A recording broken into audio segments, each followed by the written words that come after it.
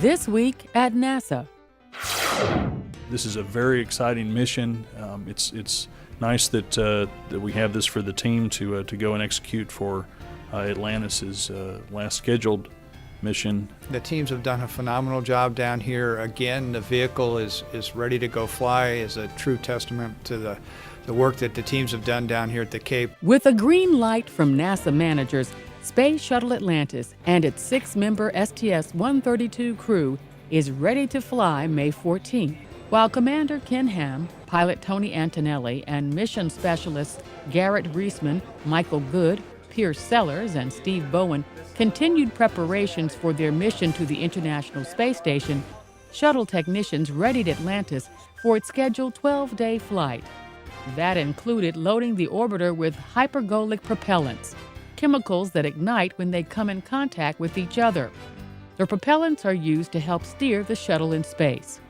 Atlantis will deliver a cargo carrier with hardware and spare parts for the ISS, as well as a Russian-built mini research module 1 called Rosvet, or Dawn, that'll be permanently attached to the station's Zarya module. Launch time on May 14th is 2:20 p.m. Eastern Daylight Time.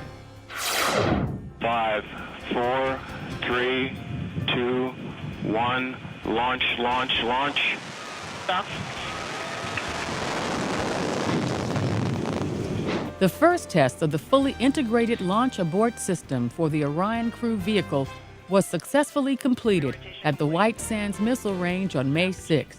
The Pad Abort 1 test is part of an ongoing mission to develop safer vehicles for human spaceflight applications.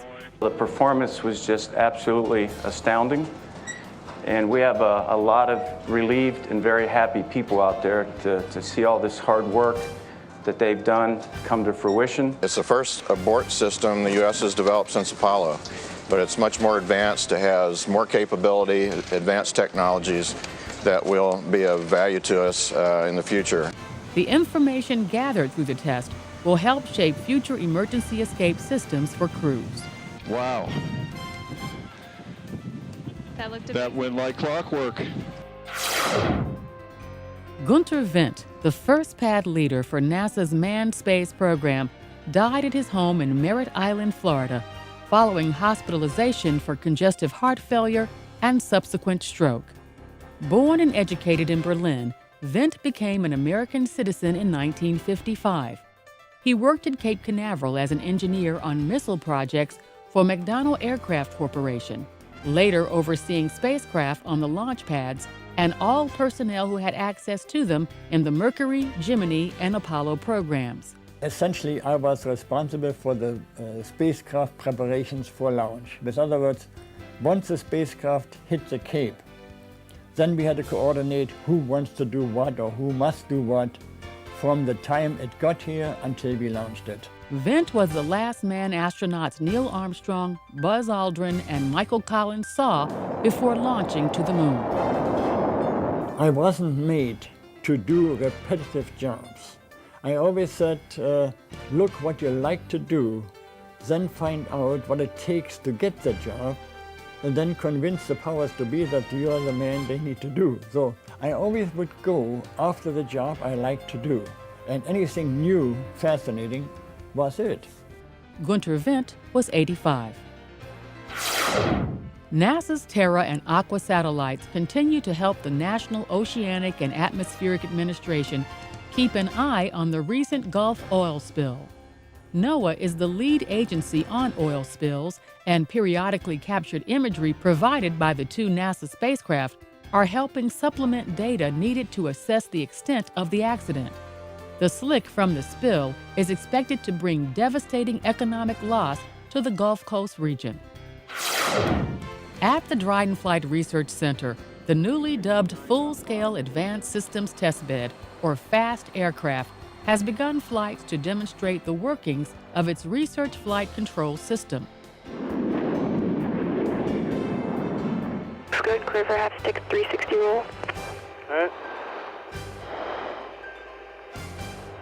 Go left.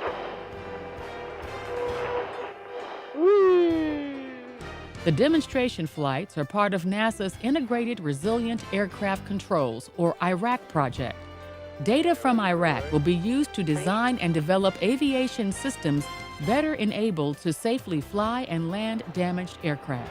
There's a nice one for you. We've explored deep craters, we've climbed mountains, we've survived rover-killing dust storms, and several harsh cold winters. And the adventure is still not over for these two intrepid vehicles. The team that operates the NASA rovers already on Mars, Spirit and Opportunity, was honored by the Space Ops organization with its 2010 award for outstanding achievement. The presentation was made at the group's annual conference held in Huntsville, Alabama. My team, the team that has earned this, goes to work on Mars every single day. I have the great pleasure of being up here to accept this award, but it really is an award that goes to not only the 10 people listed on the certificate, but the hundreds of people that have contributed and continue to contribute on this really great project. Thank you all very much. Also honored with the organization's International Space Operations Exceptional Achievement Medal was Gene Kranz, former Apollo flight director and head of mission operations at the Johnson Space Center in Houston. We had a marvelous group of astronauts led by Deke Slayton, mission operations by Christopher Columbus Kraft, and a spectacular team of contractors that supported us throughout this process. So on behalf of all these folks, we thank you. Space Ops was founded in 1990 to foster continuous technical interchange on space mission operations and ground data systems, and to promote and maintain an international community of experts on space operations. For the second consecutive year, the NASA.gov website was honored with the People's Voice Award in the government category by the International Academy of Digital Arts and Sciences in its annual Webby Awards competition.